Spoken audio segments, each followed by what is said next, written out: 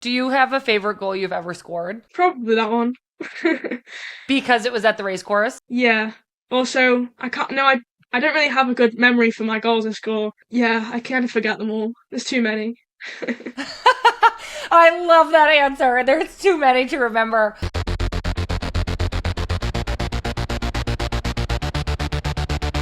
Today we have a very special episode of the women's game where I'm talking to a standout player, someone who is making an impact for her club every time she touches the field, and is quickly becoming a hero of Welsh women's football, Wrexham striker Ava Suckley. Ava, welcome to the women's game. How are you doing today?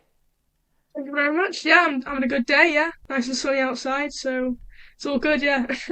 Amazing. Well, it's so nice to have you here. For those of you listening who are unfamiliar with Ava, she's been playing with Wrexham since 2022. She's scored 35 goals in her 54 appearances with the club, which was promoted to the Adran Premier, the top Welsh league, in 2023. The Wrexham women's team has been one of the storylines of the hit Hulu TV series Welcome to Wrexham, and it has been so much fun to fall in love with this team through the show and then watch them absolutely kill it on the field. So I'm really excited to talk to Ava today, who is a huge part of that success. Before we dive in, I'd like to thank STōK Cold Brew Coffee for making this series possible. STōK is a staple in my fridge, especially the STōK Espresso Blend. STōK are also proud to support Wrexham AFC, the club that has taken the football world by storm in recent years. You can check out the full lineup of 48-ounce cold brew products. They have something for everyone, from light roast to decaf to seasonal favorites in a refrigerated, multi-serve format. So be sure to follow Wrexham AFC. Thanks again to STōK. All right, Ava.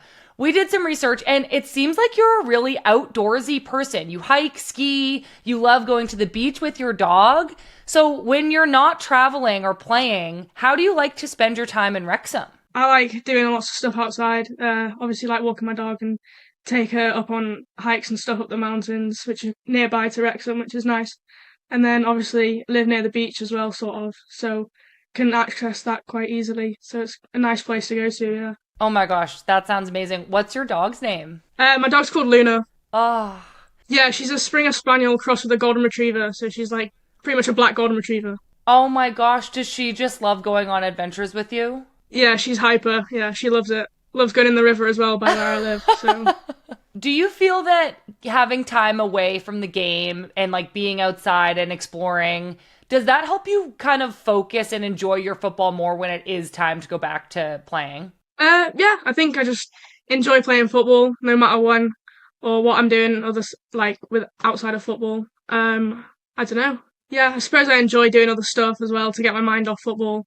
So then when I'm back playing football, then I can concentrate on that a bit more. Okay, we're going to get into you playing for Wrexham, but I want to ask a little bit about just your background and growing up. Are you from Wales? Yeah, so I've grown up in Wrexham, born in Wrexham, lived here my whole life. Amazing. So I assume that means that you have supported Wrexham since you were a kid. Yeah, I grew up going to the games at the racecourse and with my dad and my granddad. So I've been there since the start, really. Well, not since the start because I'm only 21, but yeah, for a while. Do you have any memories, like early memories of going to games with your dad and granddad? Like maybe a game where it was cold or rainy or a game where Wrexham won? Like, can you just kind of set the scene for us of a young Ava at a Wrexham game as a kid with her family? I've got a few memories. Yeah, I remember going to one quite a while ago, and I had Matthias Pogba used to play, Pogba's brother, and then Pogba was in the stand, so I met him, which was quite cool. Also went to the Wembley game in 2013, where we beat Grimsby. It was a very, very cold day that day, so I was only 10. How much would you say the club itself has been like a part of your family? Like, does Wrexham mean a lot to everybody in your family? Yeah, so I've obviously grown up with brothers and my dad, who's everyone's lived in Wrexham their whole life, really. So, and my dad grew up playing football, same with my granddad, and it's really footballing family. And we've always just been, like, associated with Wrexham, I suppose, just because it's our club. Yeah. Can you imagine ever playing for or supporting a different club? Played for a lot of different clubs since I've been playing, but no, like I'm really enjoying it now at Wrexham, and obviously it's like a big circle moment, I suppose, coming back to where I've obviously grown up and being at the club where the club is right now is a really good place to be. So I wouldn't really change it for anything, really. That sounds really, really cool to be playing for the club that your whole family supports, that you grew up supporting. You were growing up right at the time that the Adrian Premier was established in 2009. Do you think that the idea of women's soccer, women's football, having a higher profile allowed you to kind of dream of a life as a professional or semi-professional footballer, or did the idea of, continuing to play into your adult years feel out of reach? So when I was growing up, I didn't even know women's football was a thing. So I played for a local boys team, and I was the only girl who was playing in the league. I didn't really know any other girls playing football. And then as I started getting older, so when I was about 10 or 11, I got trials for Man City. So I went and played for them for a few years, and that's when I kind of realised that women's football was actually a thing, and there was a lot of other girls who wanted to play football, which was obviously a really good thing. But obviously it meant travelling a long way to Manchester 3 or 4 times a week from my parents, which was quite a lot, but obviously grateful for that. And then, yeah, started watching, realising that there was actual women's games going on, and went and watched quite a lot of the Women's Super League games when I was at Man City. So, yeah, that was a good thing, I suppose, yeah. I could realise where I could probably get to in the future. That sounds like, as you grew up, you started realizing more and more that women's football was something that you could aspire to keep doing.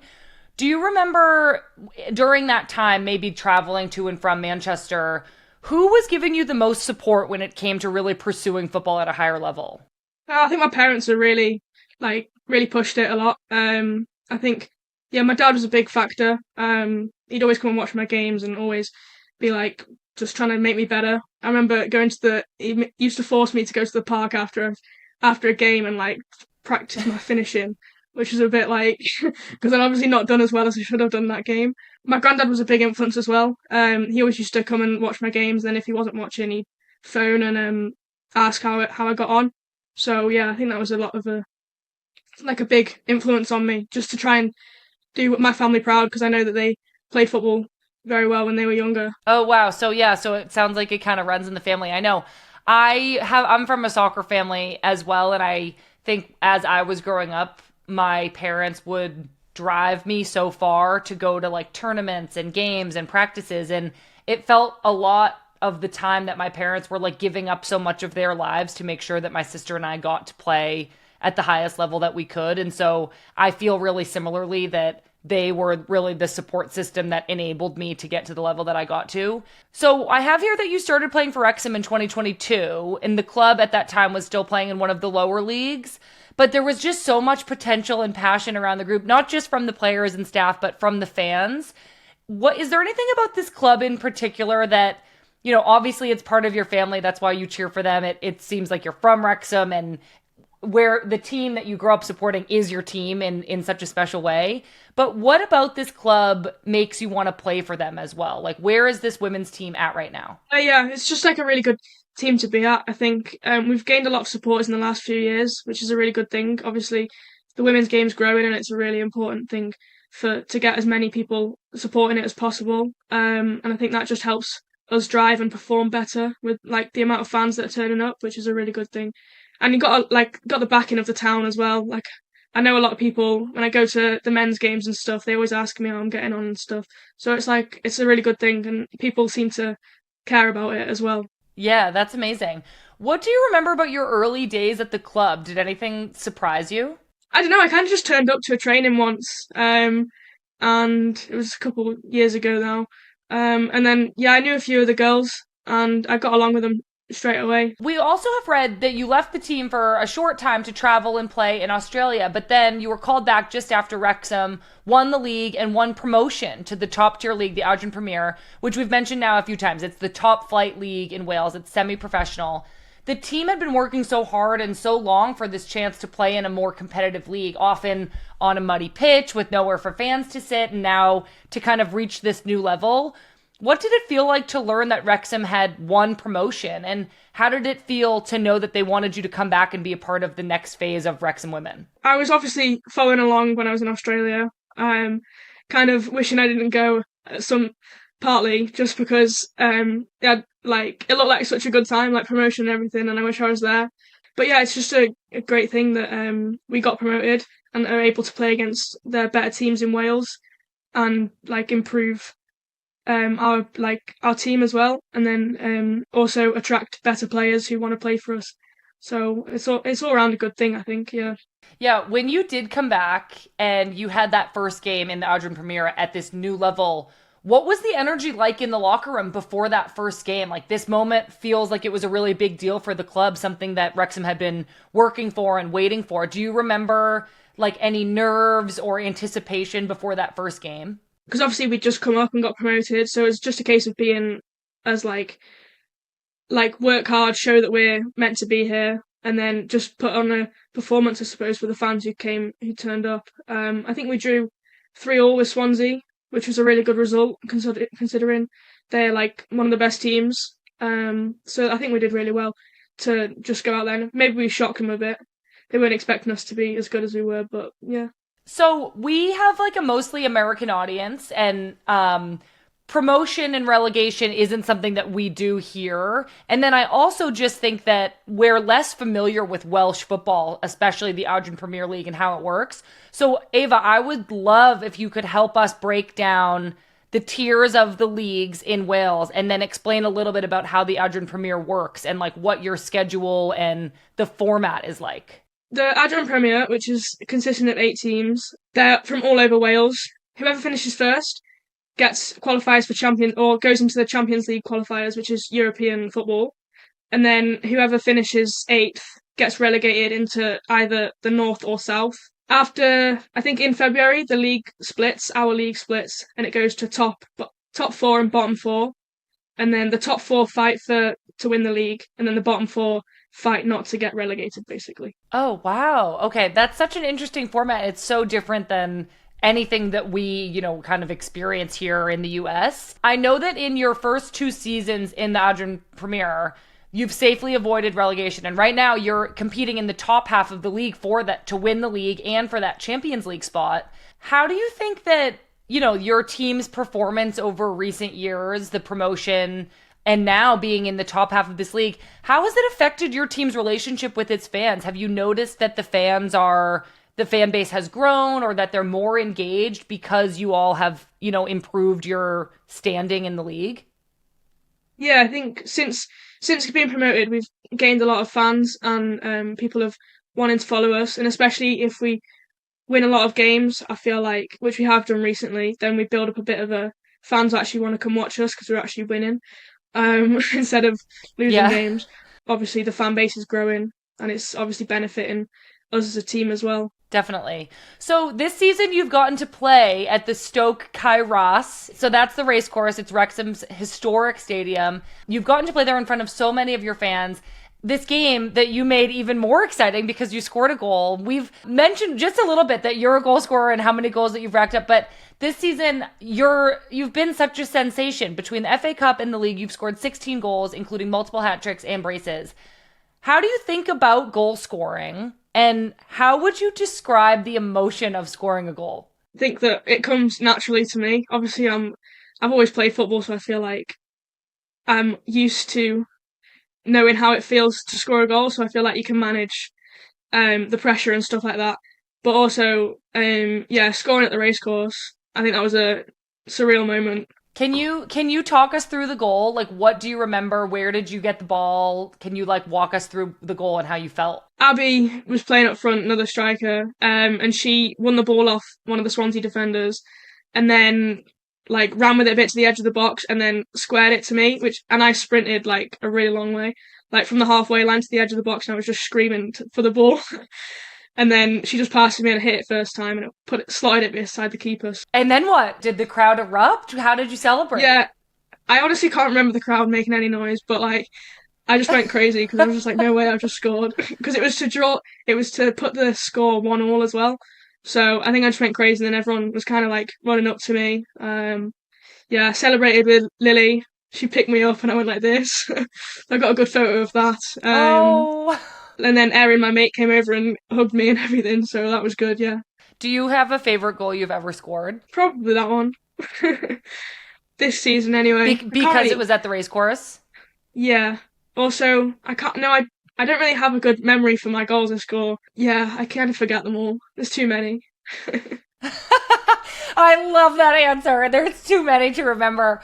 So I also feel like, Ava, for a lot of Americans, the first time that we really like could grasp and understand the support for how close to home the support for a soccer club is for people in Wales, in England, in Europe, is when we saw Welcome to Wrexham. I think that the show kind of, was this glimpse into the lives of the people of Wrexham and what the club means to them. And I think that that kind of fandom is a little bit different than our fandom here in America. It's a little bit more a part of your family and a part of who you are. This team now, partly because of this TV show and the ownership and just the whole like splash it's made in the soccer world, has fans from all over the world, and people want to talk about Wrexham and everybody knows who this club is. How has this small club kind of going global changed the club and changed your day-to-day experience being a Wrexham player? Yeah, it's very strange actually. Just how when like 5 years ago, I'd say someone would ask me where I'm from, I say Wrexham, they're like, no idea where that is. And I have to say it's all by Chester, but obviously Chester's not a good place if you're from Wrexham. So when I was in Australia, when I first started playing for the football team, I wore my Wrexham shirt, and one of the girls was like, is that a Wrexham shirt? Me and my dad have watched the documentary, and I was like, what? That's so weird. Because like how do you know what Wrexham is? So I think that was when I first realised how big of a reach it's got. It is just a general town, and I think a lot of places in the UK are like that anyway. Like everyone just loves football if you're from a little small working town. So yeah, I think it just highlights how big of a deal football is in people's lives. Definitely. Well, last summer, you and the team came to America to play a series of games. What did that feel like to play on such a different stage and then also get to experience these fans again who have grown so much and come to love Wrexham so much? How was it for you to play in America and experience that?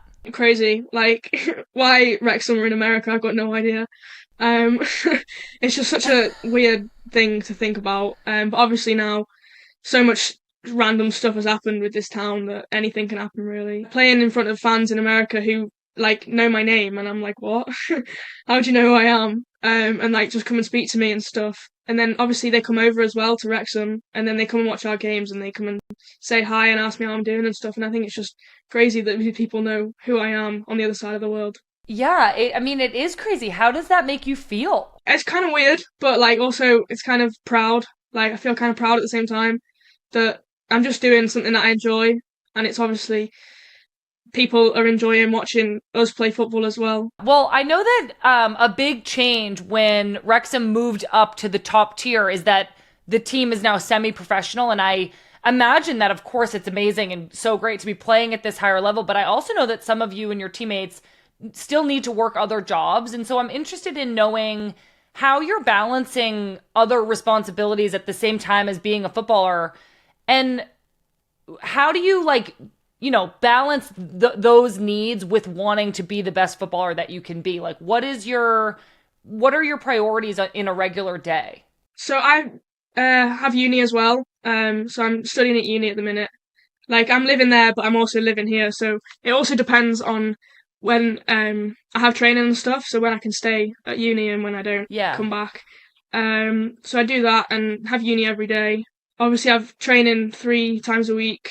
Then a match on a weekend, which also, if it's an away game, it'll take up my Saturday as well because we go down the night before. So it's a lot to keep up with, like a lot of time that I've got to be doing my uni work with as well to be able to, like, obviously keep on track at uni and not fall behind. And then also, yeah, I've got a lot of us all work as well. I think everyone works as well. Yeah, so I work in a Chinese takeaway, so which isn't great because it's a nighttime job as well. So I need to find something in the daytime I can work on, so I can still carry on doing football because I can't really work as much as I'd want to. But yeah, I'm doing it. I'm managing, just to be able to play football, I suppose. Yeah, and what does that mean to you to be able to, I mean, obviously it sounds like you're balancing so much with school and work and football, but so what does it mean to you? How important is it to you to be able to say that you're a footballer and, how much weight does that hold in like who you are and what you want to do with your time and your life? Yeah, I think I've always played football, so I've always just been a footballer. And now obviously to be getting paid for doing it as well, which is like great because it's never happened before. And even when I was growing up, I didn't even think it was possible. Just because of there was wasn't a big thing here, women's football. So, and obviously with the growth of it now, it's a really positive thing. Yeah, I just think it's a part of me, to be honest, and I just will never not be a footballer, I suppose. I know exactly what you mean. I just have one more question for you, Ava.